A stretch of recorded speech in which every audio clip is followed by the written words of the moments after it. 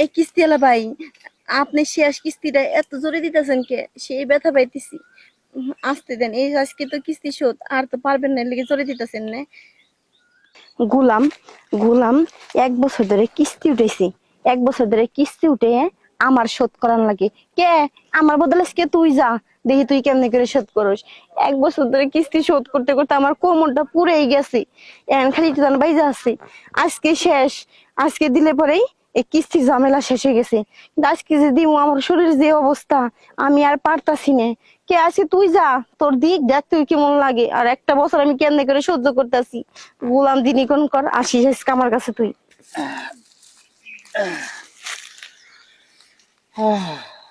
এই দুনিয়ায় ভালো মানুষ হলে যা হয়।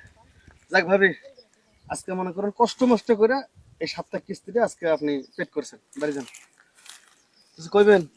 কি আর কমো, এই কিস্তির কথা কয়া কয়া মনে করেন আপনি খালি লাভই নিতেছেন, কিস্তি শোধ করতেছেন লাভ সহকার নিতেছেন। এত কথা কইেন না তো। যদি আপনার বিশ্বাস না হয়, কেন্দ্রে যাইয়া আমার যে বই আছে না, বই চেক করে দেখেন যে আপনার কিস্তি আমি কি পেড করি কিনা। মনে করেন 2 ধাক্কা দিলে কিস্তি শোধ হবে, সেই থেকে আপনি 6 ধাক্কা মারেন।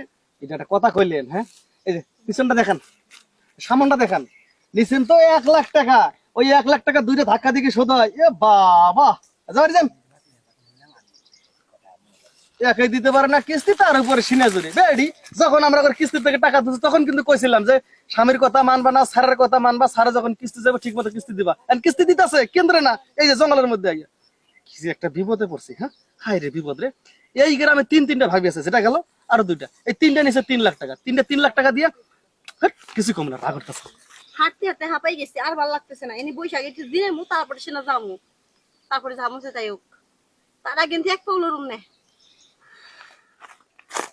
এই যে ভাবি, যাক ভালো হয়েছে, সবকিছু খুললে মুল্লাই বইছেন, কারণ একটু পর তো সবকিছু খুললে কাজ করা লাগবে।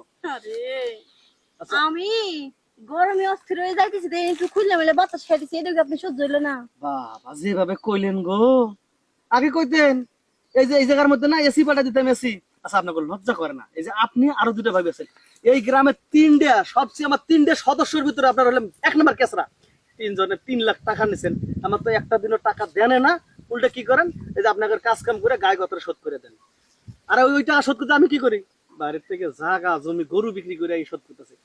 আচ্ছা, আপনার মতো এই কপাল কয়জনের হয়? কয়টা কিস্তির সারি এরকম কপাল পায় যে একটা না 2টা না 3টা ভাবি?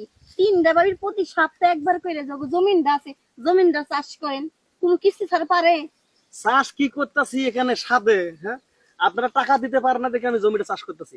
অত কথা বাদ, এই যে বাবা আছে না, আরেকটু খোলেন, আমি কাজটা করে আজকে টাকাটা সপ্তাহে আমরা কিস্তি যদি দেই। টাকা দিয়ে পারতাম, তাহলে কি আপনার মতো এরকম মানুষ যদি আমাকে জমিটা চাষ করাইতাম? কথা কেন না? আমি এনে পানি পড়তেছে না, যখন নিচ দিয়ে দেবো না, আর দেখবেন বেশি সাদা পানি বের হয়ে যাবে। কে পাশের বাড়ির ভাবিরে কি চাষ করাইছেন? ওরা চাষ করে আইছি, ওটা তো বেশি ভালো না। ওটার মনে করেন জায়গায় খুঁজে পাই না, বেশি মোটা তো কোনে যে ওটা জায়গা। আর আপনার তো মনে করেন সেই জায়গাটা তো পুরো ভাষা দিলে একেবারে ঠাসা। মালদারে পাড়া করেন। আচ্ছা, এই কিস্তিওয়ালা ভাই, আপনি শেষ কিস্তিটা এত জোরে দিতেছেন কে? সেই ব্যথা পাইতেছি। আসতে দেন, এই আজকে তো কিস্তি শোধ, আর তো পারবেন না, লেগে জোরে দিতেছেন না। খুব তো ভালো করে বুঝছেন যে আজকে কিস্তি মাপ, তাহলে ইচ্ছে মতো দিতে দিবেন না, কারণ সঞ্চয়ের টাকা তো তোলা লাগবে। কথা কেন না ভাবি? যাক, কিস্তিটা মাপ দিলেন, কিন্তু আমার কষ্ট লাগতেছে বুঝছেন। এতদিন মনে করে রাগ করে আর বকি, তো আপনার জায়গাগুলো দেখতাম, জমিনগুলো চাষ করতাম। আর এখন থেকে মনে করেন এই গ্রামে আর মতো 2টা জমিন, একটা জমিন আজকে থেকে শেষ। আর চাষ করতে পারবো না, খুব কষ্ট লাগতেছে। আপনার জমিনটা খুব সুন্দর ছিল, ভাষা জিনিস ঘরে। আর দাঁড়ান, কোন? এমবা করা বাদ দিয়ে একটা কথা শুনুন। ওই যে নিচে যা মুখ দিছিলাম তাই। নিচে মুখ দিছিলেন না, হ্যাঁ। একটা কথা কইতেছি, কি? যে জমিন তো চাষ তো 1 বছর করলেন, হ্যাঁ। বুঝছেন কি কইছি? হ্যাঁ। প্রতিদিন তাই সপ্তাহে সপ্তাহে না এসে মাসে একবার এসে চাষ করতে দিবানি। ফ্রি? বাবা, তা তো ভালোই হলো। বুঝতে পারছি রে গেদা, তুই ঠিকঠাক মতো জমি চাষ করতে পারিস। এরপরে যদি ভাবি আসি না, লম্বা লম্বা বেগুন চাষ করবো আপনার ওই জায়গায়। হ্যাঁ, ঠিক আছে।